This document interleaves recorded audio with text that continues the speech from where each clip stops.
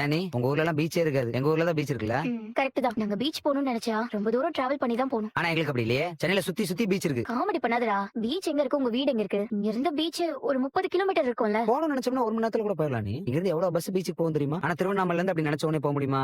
சரிடா, எங்க ஊர்ல பீச் இல்லடா. இப்ப என்ன பண்ணணும்னு சொல்ற? நீ என்னமோ அடிக்கடி பீச்சுக்கு போற மாதிரி பேசுற. நான் இங்க வந்த நாள்ல இருந்து நீயும் வீட்டு ஆளுங்களும் பீச்சுக்கு போய் பார்த்ததே இல்லையே. ஆமால, நாங்க எல்லாரும் மேல சேர்ந்து பீச் போனதே இல்ல. நீ அப்ப இந்த ஊர்ல பீச் இருந்தா என்ன, இல்லாட்டி என்ன? முன்னாள் நான் சின்ன பையனா இருக்கும் போதெல்லாம் வேற என்ன அடிக்கடி கூட்டு போவோம். அப்புறம் கொஞ்சம் வளர்ந்ததுக்கு அப்புறமா பாண்டியன் என்ன அடிக்கடி கூட்டு போயிருக்கு. நாங்க 4 பேர் சேர்ந்து ஒன்னா ஒரு நாள் கூட பீச்சுக்கு போனது இல்ல. நீங்க சொல்லும் போதுதான் நாங்க போனதே இல்லன்னு எனக்கே தோணுது. ஆனா ரொம்ப கஷ்டமா இருந்துச்சுன்னு அப்படி என்னையே மறந்து பீச்ல போய் உட்காந்துருவேன். இந்த ஈசியா ரோட்ல பாலவாக்கம் பீச்னு ஒரு பீச் இப்பதான் அங்க நிறைய பேர் வராங்க. முன்னால அங்க யாருமே பெருசா வர மாட்டாங்க. நான் பாட்டுக்கு அமைதியா மணிக்கணக்கா கடலை பார்த்துட்டு அப்படியே உட்காந்துருவேன். ரொம்ப ஸ்ட்ரெஸ்ஸா இருக்குன்னு மெரினா பீச் போனோம்னு வச்சுக்கோங்களேன், அந்த மண்ணில் நடந்து கடல் கிட்ட போறதே பெரிய ஸ்ட்ரெஸ் ஆகும். ஆனா இங்க அப்படி இல்ல.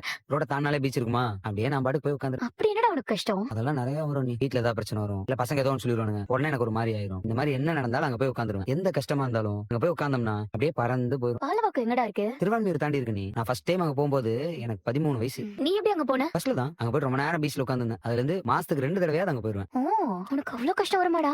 நீ இந்த வீட்ல இருந்து நீங்க இப்படி ஒரு கேள்வி கேட்கலாமா? வாரத்துக்கு 4 முறை பாண்டியன்னு சொல்லணும், கட்டி உருண்டுட்டு சண்டை போடுவாங்க. வீடே ஒரு மாதிரி இருக்கும். நானும் சேரணும் தான் அப்படியே பாவமா இங்கே அங்கேயும் உட்காந்துருக்கும். இவங்க 2 பேரும் சண்டை போட்டாங்கன்னு வைங்க, வீட்டு பக்கமே வர மாட்டாங்க. 2 பேத்தையும் தேடி நானும் சேரனா வளைஞ்சுக்கிட்டே இருப்போம். பத்தாவதுக்கு இந்த பெரியப்பா வேற அப்பப்ப வந்து கத்துவாரு. இந்த வீட்டுல பிரச்சனைக்கு மட்டும் பஞ்சமே இல்லை. எது நடந்தாலும்